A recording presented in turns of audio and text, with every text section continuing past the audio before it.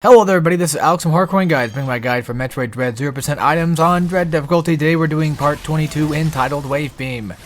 So now, once we get Wave Beam, we can finally unlock these dang purple doors. But of course we gotta come back here.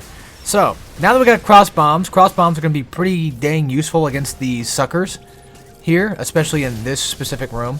Technically, I mean, bombs work just the same, but I feel like it's easier just to activate a cross bomb instead of just a regular bomb, because I feel like, you know, something like that where they'll attack them from a distance instead of, you know, not, I guess. Best way I can put it. Right there, I had to make a jump to get rid of him. I could have probably shot him. I think I had the room, but I decided just to go with the morph ball instead. Also, do not open the grapple beam door just yet. Don't worry about opening it yet. The best way to take out the robot in that room is to use diffusion. Technically, we can use screw attack, but the only problem is it takes 2 screw attacks to kill a robot. And, you know, I get really worried about whether or not I'll accidentally get hit or not. So, it's better just to either kind of wait for him to go underneath you, underneath that ledge, so that way you just avoid him outright, or, you know, take him out with plasma beam shots, whatever you gotta do, right? So, now we're heading up to Ferenia. This is pretty much the... No, we've been here before. I was going to say, this is like the second to last level, but I think Hanabia is pretty much like the technical second to last one. So, there's that. Rocket up there, of course, easy to avoid. Don't have to even bother going up that direction. No, wait.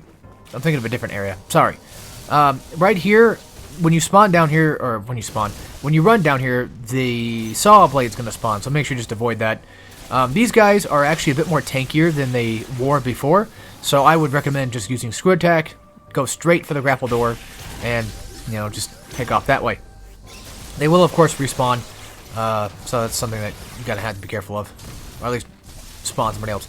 So, for this storm missile section, because these floors are made out of things that can be broken by screw attack, and the only way to really get up here is to jump, and sometimes you'll end up screwing attacking, whatever. You're gonna want to grab onto that ledge, and then just, you know, drop down. Just like let go of the ledge and drop down without having just basically neutral jump. So now we're gonna head up here. It seems like the wave beam guy must have saw me or something. Earlier I said in an earlier part that they find you by, you know, sound, but I think they just probably did catch me in their line of sight, and that's when they did fire. And of course I got really lucky right there, avoiding that entire wave beam shot in general, which is nice because, of course, one hit by that and it's pretty much over. So here comes the mother brain section, the security system section. Pretty easy stuff, just, you know, fire off the same thing you've done before. They've never really gotten any harder than they used to. Now that we have screw attack, we can take down the donuts, which were, I think they start with a P, if I remember correctly. That is a very specific name.